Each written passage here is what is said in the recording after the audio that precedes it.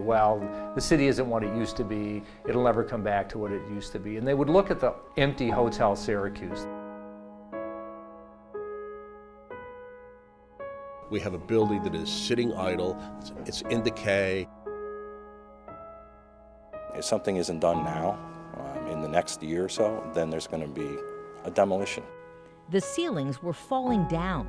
The water and steam pipes were broken, and much of the electrical equipment dated back to 1924 when the hotel opened.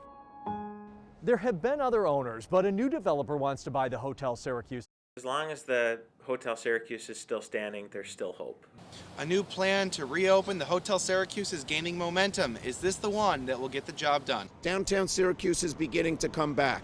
Imagine the shot in the arm that a revitalized, beautiful Hotel Syracuse will do. What really was it about this project that drew you? To see a building of this significance go away and turn into a pile of bricks would be sad to me. It wouldn't matter where that would be, but especially in my hometown. An army of many has worked to restore the hotel to its original grandeur.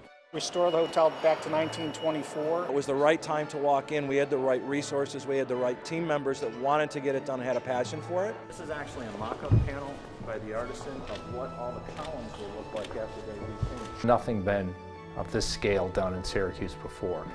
At this point, the transformation of this grand old hotel is almost hard to keep up with.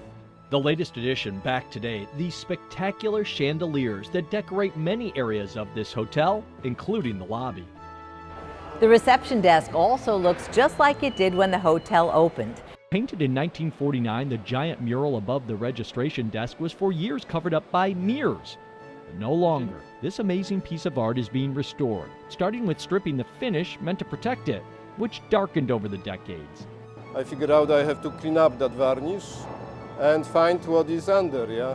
We put the grand ballroom back together, and to see that again, not being painted all one color, white, but to see the original colors and hues of how the building was put back together, that's very important to us. It was important to Riley to honor Central New York by using companies like Hardin Furniture, Sherrill Manufacturing, and Stickley.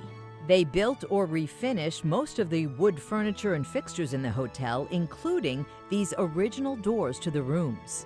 We try to do all things about Central New York. Right now, we're close to 95% of this project being built and furnished locally.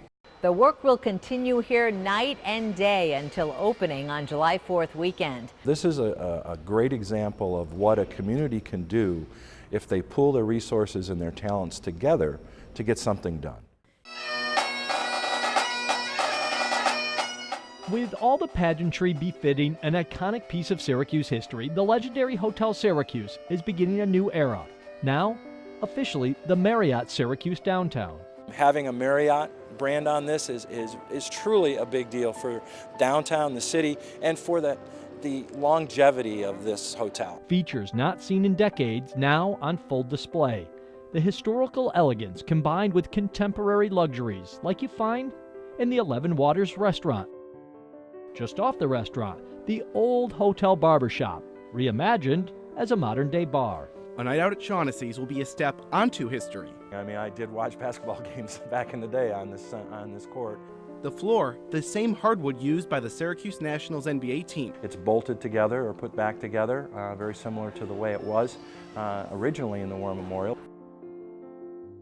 You know, you can do all the bricks and mortar work you want, but you know, if the customers and the guests and the weddings and the events don't come back, and if they don't utilize it, you've got a big empty building, which is, we all know what happens this last go around.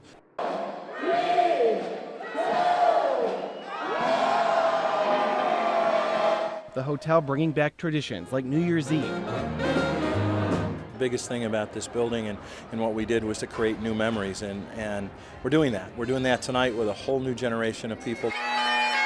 And the St. Patrick's Parade Party.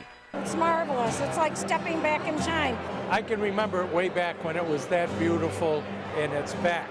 And they're back, 46 years after the couple first shared cake in this room. It is my old girl, I call her that. I'm not going to kid you, I do get emotional about this building. What we've seen is once you start with one project, all of a sudden the projects around it start to go. Locally, we all love Hotel Syracuse, and it will always be Hotel Syracuse. And I've grown to embrace that and understand the emotional connection. You know, it is our community gathering place. It has been for 90 years. It's just good to have it back.